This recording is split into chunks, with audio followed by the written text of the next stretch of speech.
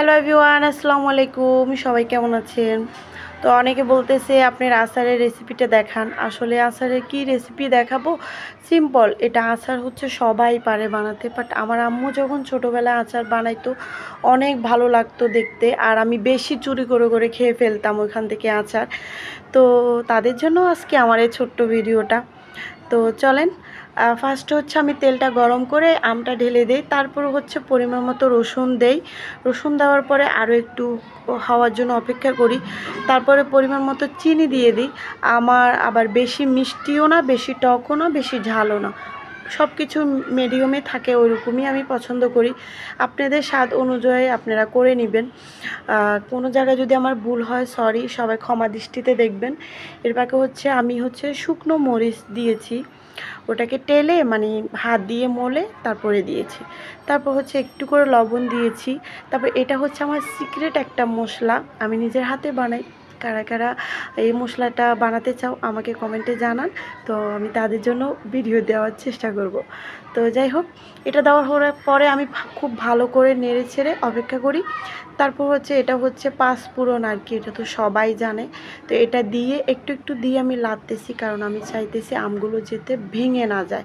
তো আলহামদুলিল্লাহ আমার আমগুলো একটাও ভাঙে না, অনেক সুন্দর হয়েছে। এই আচারগুলো শুধু বানাতে কষ্ট না ভাই বোনেরা, এটা যে শুকাইতে এত কষ্ট, আমার প্রায় 3-4 দিন লেগে গেছে শুকাইতে। যদি কড়া রোদ হয় 2 দিন, আর যদি বেশি রোদ না হয় অল্প অল্প, তাহলে 2 দিন বা 3 দিন হয়। একটু শুকাইলে কি আচারটা ভালো থাকে, অনেক দিন সুন্দর থাকে। তো এখানে আমার আর কোনো কাজ নেই, এখন শুধু আমি লাড়বো আস্তে আস্তে করে, আর এটা হতে থাকবে। এর পাকে আমি একটু করে ভিনেগার দিছি, তোমরা চাইলেও দিতে পারো, না চাইলেও দিতে পারো, বা যার তার একটা মানে ভালো লাগা আর কি। যাই হোক, ভিনেগার হাতের কাছে না থাকলে টেনশন করার কোনো দরকার নেই, তোমরা চাইলে লেবুর রসও দিতে পারো। তো যাই হোক, এই যে আমার আমের আচারটা এটা হয়ে গেছে, এই আচারটা অনেক মজা হয়েছে। তারপর আমি আরেকটা আচার বানাবো, সেটা আমের ছিকলাগুলো রেখে দিছি, মানে এটা থাকলে যখন আচারটা বানায় অনেক অনেক দিন থেকে যায়, খেতে এত মজা হয়, মানে আমি কি বলবো। আচ্ছা যাই হোক, এখানে একটু হলুদ, একটু মরিচ, একটু রসুন, তারপরে একটু লবণ, সব কিছু একসাথে দিয়ে আমি নাড়া দিতেছি, কারণ একসাথে দিয়ে দিচ্ছি।